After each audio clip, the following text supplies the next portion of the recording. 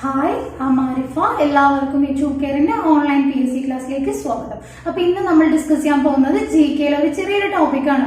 ചെറിയ ടോപ്പിക് എന്ന് വിചാരിക്കേണ്ട, നമുക്ക് പലതവണ PSCക്ക് ആവർത്തിച്ചു വന്നൊരു ടോപ്പിക്. അതായത് ബ്രിട്ടീഷുകാർക്കെതിരായിട്ട് ഇന്ത്യയിൽ നടന്ന പല പ്രക്ഷോഭങ്ങൾ, ബ്രിട്ടീഷുകാർക്കെതിരായിട്ട് ഇന്ത്യയിൽ നടന്ന പലതരം പ്രക്ഷോഭങ്ങളാണ് നമ്മൾ ഇന്ന് നോക്കാൻ പോകുന്നത്. കാരണം എന്താ വെച്ചാൽ നമുക്ക് അത് പഠിക്കുന്ന സമയത്ത് നമ്മൾ പല സെഷനിലായിട്ട് ആ സംഭവം നമ്മൾ പഠിക്കുന്ന സമയത്ത് അത് നമുക്ക് തറവായിരിക്കും, ക്ലിയർ ആയിരിക്കും. ക്വസ്റ്റ്യൻ പേപ്പറിൽ അത് കാണുന്ന സമയത്ത് കൺഫ്യൂഷൻ വരാൻ സാധ്യതയുള്ള പല കാര്യങ്ങളുണ്ട്. ഓക്കെ, അപ്പൊ അങ്ങനെയുള്ള ഒരു ടോപ്പിക്കുമായിട്ടാണ് ഞാൻ ഇന്ന് വന്നിരിക്കുന്നത്. അപ്പൊ നമുക്ക് നമ്മുടെ ക്ലാസ്സിലേക്ക് കിടക്കാം.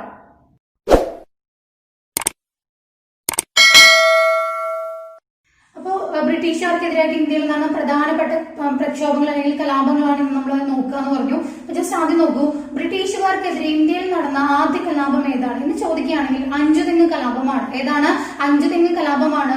വർഷം ഇമ്പോർട്ടന്റ് ആണ്. 1697 1697 ഇന്ത്യയിൽ തന്നെ, അതായത് ബ്രിട്ടീഷുകാർക്കെതിരായിട്ട് ആദ്യത്തെ കലാപം എന്നറിയപ്പെടുന്നത്. അപ്പൊ ഇവിടെ പ്രധാനപ്പെട്ട വേറൊരു പോയിന്റ് ഉണ്ട്. ബ്രിട്ടീഷുകാർ ഇന്ത്യയിൽ നിർമ്മിച്ച ആദ്യത്തെ കോട്ടയാണ് അഞ്ചുതെങ്ങ് കോട്ട. അഞ്ചുതെങ്ങ് കോട്ട വർഷം 1695 1695 കോട്ട നിർമ്മിച്ചു. ആ കോട്ട പിന്നീട് അവർ എന്ത് ചെയ്തു? ആയുധപുരയായിട്ട് മാറ്റി. അപ്പൊ അതിനെതിരായിട്ടാണ് ഏത് കലാപം വന്നിരിക്കുന്നത്? അഞ്ചുതെങ്ങ് കലാപം. അപ്പൊ 95 കോട്ട നിർമ്മിച്ചു, 97 അഞ്ചുതെങ്ങ് കലാപം നടന്നിരിക്കുന്നത്. ക്ലിയർ അല്ലേ? അടുത്ത് നോക്കുക, ബ്രിട്ടീഷുകാർക്കെതിരെ ഇന്ത്യയിൽ നടന്ന ആദ്യത്തെ സംഘടിത കലാപമാണെങ്കിൽ, അപ്പൊ കലാപമാണെങ്കിൽ ഏതാണ്? അഞ്ചുതെങ്ങ് കലാപമാണെങ്കിൽ. സംഘടിത കലാപം ഉണ്ടെങ്കിൽ അത് സംഘടിച്ചുകൊണ്ട് കലാപം നടത്തിയതാണ്.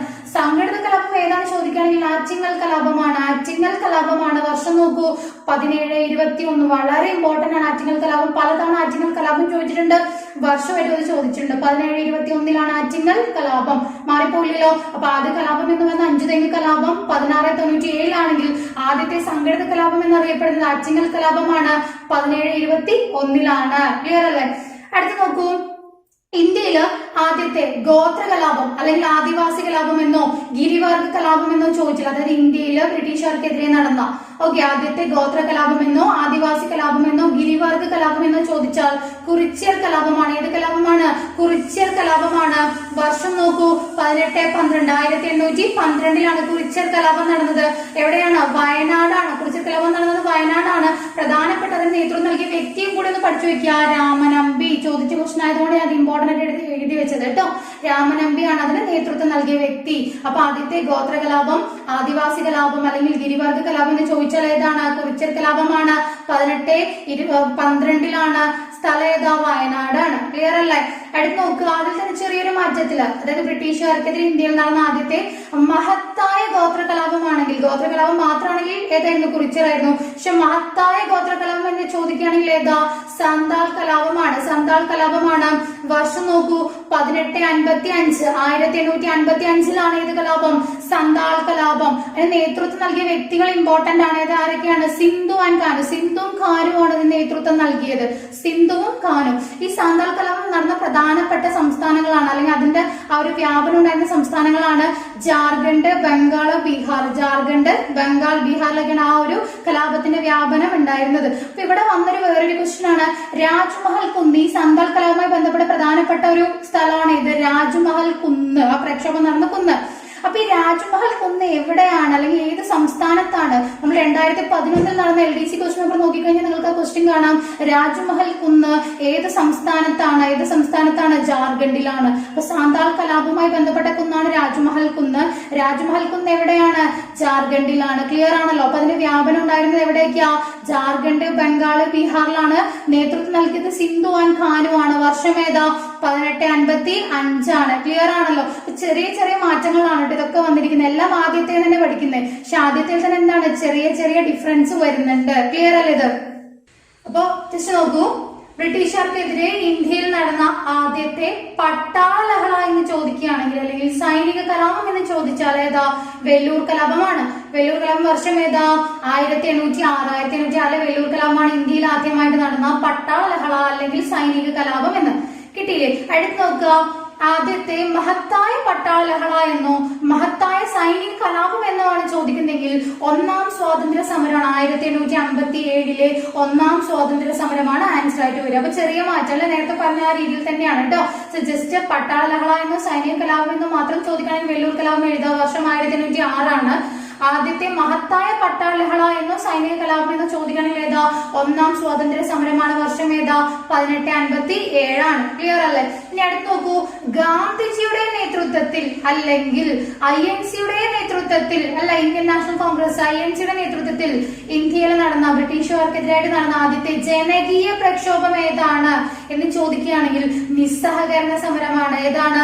നിസ്സഹകരണ സമരമാണ്.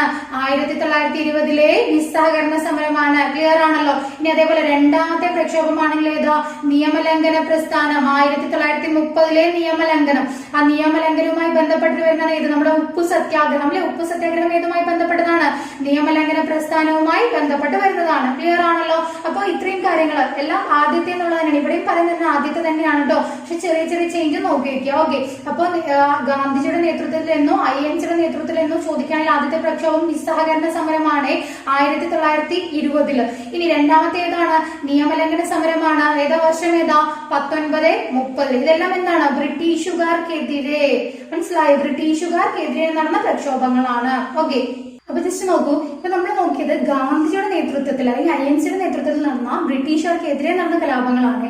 അപ്പൊ അവിടെ നോക്കുന്ന സമയത്ത് ചിലരുടെ മൈൻഡിലെങ്കിലും പോയിട്ടുണ്ടാവും ഗാന്ധിജിയുടെ നേതൃത്വത്തിൽ നടന്ന കലാപം ആദ്യ കലാപം ഇതല്ലല്ലോ, അല്ലെങ്കിൽ ആദ്യത്തെ സത്യാഗ്രഹം ഇതല്ലല്ലോ. അപ്പൊ ഇവിടെ നോക്കാം, ഗാന്ധിജിയുടെ നേതൃത്വത്തിൽ നടന്ന ആദ്യത്തെ സത്യാഗ്രഹം എന്ന് ചോദിക്കുകയാണെങ്കിൽ ചമ്പാരൻ സത്യാഗ്രഹമാണ്.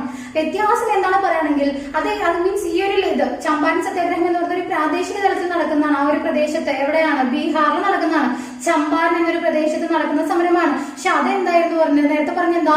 ബ്രിട്ടീഷുകാർക്കെതിരെയായിരുന്നു. വ്യത്യാസം മനസ്സിലാക്കാട്ടോ. കാരണം ഒരുപാട് പേര് മൈൻഡിൽ ഗാന്ധിജിയുടെ നേതൃത്വത്തിൽ ആദ്യത്തെ എന്ന് കണ്ടാൽ തന്നെ അങ്ങനെ എടുത്ത് എഴുതുന്നത് ചമ്പാരനായിരിക്കും. ക്വസ്റ്റ്യൻ ഒന്നും കൂടെ കൃത്യം നോക്കിയ ശേഷം ആൻസറിലേക്ക് പോവാട്ടോ.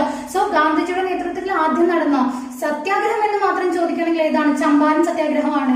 സോ വർഷം ഏതാ? 1917. 1917. എവിടെയാണ് ചമ്പാരൻ എന്ന് പറയുന്ന സ്ഥലം? എവിടെയാ? ബീഹാറിലാണ്. കാരണം എന്തായിരുന്നു? അല്ലെങ്കിൽ എന്തിനു വേണ്ടിയിട്ടായിരുന്നു? അവിടെയുള്ള നീലം കർഷകർക്ക് വേണ്ടി നടത്തിയ സമരമാണ് ചമ്പാരൻ സത്യാഗ്രഹം. ക്ലിയർ ആണല്ലോ? അടുത്ത ജസ്റ്റ് നോക്കൂ, രണ്ടാമത്തെ സത്യാഗ്രഹം ഗാന്ധിജിയുടെ നേതൃത്വത്തിൽ നടന്ന രണ്ടാമത്തെ സത്യാഗ്രഹം എന്ന് ചോദിച്ചാലും അല്ല, ഗാന്ധിജിയുടെ നേതൃത്വത്തിൽ നടന്ന ആദ്യത്തെ നിരാഹാര സത്യാഗ്രഹം എന്ന് ചോദിച്ചാലും ആ നിരാഹാരം ഇമ്പോർട്ടന്റ് ആണ്. ഗാന്ധിജിയുടെ നേതൃത്വത്തിൽ നടന്ന ആദ്യത്തെ നിരാഹാര അല്ലെങ്കിൽ ഗാന്ധിജിയുടെ ഇന്ത്യയിലെ ആദ്യത്തെ നിരാഹാര സത്യാഗ്രഹം എന്നൊക്കെ ചോദിച്ചാൽ ഏതാണ്? അഹമ്മദാബാദ് മിൽ സമരമാണ്. അഹമ്മദാബാദ് മിൽ സമരം. വർഷം 1918. പ്ലേഗ് ബോണസിനെതിരായിട്ട്, അതായത് പ്ലേഗ് ബോണസ് ആ ഒരു അഹമ്മദാബാദ് മിൽ സമരവുമായി ബന്ധപ്പെട്ട് വരുന്നതാണ്. പ്ലേഗ് രോഗം, അതായത് പ്ലേഗ് രോഗവുമായി ബന്ധപ്പെട്ടിട്ട് ബോണസ് തരാന്ന് പറഞ്ഞിട്ടുണ്ടായിരുന്നു. അവിടെയുള്ള വർക്കേഴ്സിന് ബോണസ് പറഞ്ഞു. പിന്നീട് ആ ബോണസ് എന്ത് ചെയ്തു? ആ ബോണസ് കൊടുത്തില്ല. അതിനെതിരായിട്ടാണ് എന്ത് വന്നിരിക്കുന്നത്? ഈ ഒരു അഹമ്മദാബാദ് മിൽ സമരം വന്നിരിക്കുന്നത്. ക്ലിയർ ആണോ? 1918 അഹമ്മദാബാദ് മിൽ സമരം നടന്നത്. ഓക്കെ, അപ്പൊ ആദ്യത്തെ നിരാഹാര സത്യാഗ്രഹം എന്ന് ചോദിച്ചാലും രണ്ടാമത്തെ സത്യാഗ്രഹം എന്ന് ചോദിച്ചാലും ഏത് തന്നെയാണ്? അഹമ്മദാബാദ് മിൽ സമരമാണ്. ഇനി എടുത്ത് നോക്കൂ, മൂന്നാമത്തെ സത്യാഗ്രഹമാണ് ഇത് ഗേദ സത്യാഗ്രഹം. വർഷം സെയിം ആണ് കേട്ടോ, 1918 തന്നെയാണ്. പക്ഷെ അതിനുശേഷം നടന്നാണ് 1918. എവിടെ തന്നെ? എവിടെയാണ്? ഗുജറാത്ത് തന്നെയാ. എന്തിനായിരുന്നു? നികുതി വർധനവിനെതിരായിട്ടാണ് നടന്നത്. അപ്പൊ നികുതി വർധനവിനായി ഗാന്ധിജിയുടെ നേതൃത്വത്തിൽ നടന്ന ആദ്യത്തെ എന്ന് ചോദിച്ചാൽ അപ്പൊ ഏതായിരിക്കും? ഗേദ സത്യാഗ്രഹമായിരിക്കും. മനസ്സിലായോ? പ്ലേഗ് ബോണസിനെതിരായിട്ട് അല്ലെങ്കിൽ പ്ലേഗ് ബോണസുമായി ബന്ധപ്പെട്ട് വരുന്ന സത്യാഗ്രഹം ഏതാ ചോദിച്ചാൽ ഏതാണ്? അഹമ്മദാബാദ് മിൽ സമരമാണ്.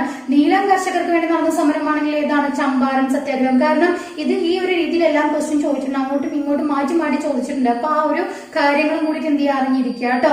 പിന്നെ നമ്മള് ബ്രിട്ടീഷുകാർക്കെതിരെ പറഞ്ഞതിൽ ഒരു കലാപം ലാസ്റ്റ് അല്ലേ? അപ്പൊ ലാസ്റ്റ് നോക്കുക, ബ്രിട്ടീഷുകാർക്കെതിരെ എല്ലാം ആദ്യത്തെ എന്നല്ലേ പറയാം. അപ്പൊ അവസാനത്തെ കൂടെ എന്തെങ്കിലും അറിഞ്ഞിരിക്കണമല്ലോ. അപ്പൊ ബ്രിട്ടീഷുകാർക്കെതിരെ നടന്ന അവസാനത്തെ കലാപം കൂടെ അറിഞ്ഞിരിക്കുക. അവസാനത്തെ കലാപം ഏതാ? നാവിക കലാപമാണ്. വർഷം നോക്കുക, 1946. എവിടെയാണ്? മുംബൈ നാവിക കലാപം എന്ന് തന്നെ നമ്മൾ പറയാ. നാവിക കലാപം മുംബൈയിലാണ്. സോ 1946 ബ്രിട്ടീഷുകാർക്കെതിരെ നടന്ന അവസാനത്തെ കലാപം. ക്ലിയർ ആണോ? അപ്പൊ ഗാന്ധിജിയുടെ കാര്യത്തിൽ ഈ ഒരു പോയിന്റ് പഠിക്കുമ്പോൾ മറ്റേതും കണക്ട് ചെയ്ത് പഠിച്ചു വെക്കാട്ടോ. മാറിപ്പോകാൻ ചാൻസ് ഉണ്ട്. സോ ഒന്ന് കറക്റ്റ് ചെയ്ത് പഠിച്ചു വെക്കുക. ഓക്കെ, അപ്പൊ ഇന്നത്തെ ക്ലാസ് എല്ലാവർക്കും മനസ്സിലായിട്ടുണ്ടാവും വിചാരിക്കുന്നു. അപ്പൊ നമുക്ക് നമ്മുടെ ക്വസ്റ്റ്യൻ സെഷനിലേക്ക് കിടക്കാം. അപ്പൊ ക്വസ്റ്റ്യൻസ് നോക്കൂ. ഫസ്റ്റ് വൺ, ജാതിക്കയിൽ നിന്നും വേർതിരിച്ചെടുക്കുന്ന സുഗന്ധ വസ്തു. സെക്കൻഡ് വൺ, രാത്രിയും പകലും തുല്യമായി വരുന്ന ദിവസങ്ങൾ. തേർഡ് വൺ, ലോകത്തിലെ ഏറ്റവും വലിയ അഗ്നിപർവ്വതജന്യ ദ്വീപ്. ഫോർത്ത് വൺ, ഇന്ത്യയിൽ ഏറ്റവും കൂടുതൽ ബുദ്ധമത വിശ്വാസികളുള്ള സംസ്ഥാനം. ലാസ്റ്റ് വൺ, മഴയ്ക്ക് കാരണമാകുന്ന മേഘങ്ങൾ. അപ്പൊ ആൻസേഴ്സ് കമന്റ് ചെയ്യാം കേട്ടോ. അപ്പൊ നമുക്ക് കഴിഞ്ഞ ക്ലാസ്സിന്റെ ആൻസേഴ്സ് ഒന്ന് നോക്കാം. അപ്പൊ മാത്സിന്റെ ആൻസേഴ്സ് നോക്കൂ. First one 86, second one 97, third one 164, fourth one 62, last one 138. അപ്പൊ ആൻസേഴ്സ് കമന്റ് ചെയ്തവർക്ക് താങ്ക്സ്. അപ്പോ എന്റെ ചാനൽ ആദ്യമായിട്ട് കാണുന്നവരാണെങ്കിൽ സബ്സ്ക്രൈബ് ചെയ്യാൻ മറക്കരുത്. കൂടെ തന്നെ അതിനടുത്ത് കാണുന്ന ബെൽ ഐക്കൺ കൂടി ഒന്ന് ക്ലിക്ക് ചെയ്യുക. ക്ലാസ് ഇഷ്ടമായിട്ടുണ്ടെങ്കിൽ ലൈക്ക് ചെയ്യാൻ മറന്നു പോകരുത്. നിങ്ങളുടെ ഫ്രണ്ട്സിലേക്ക് കൂടി ഷെയർ ചെയ്യുക. Thank you for watching.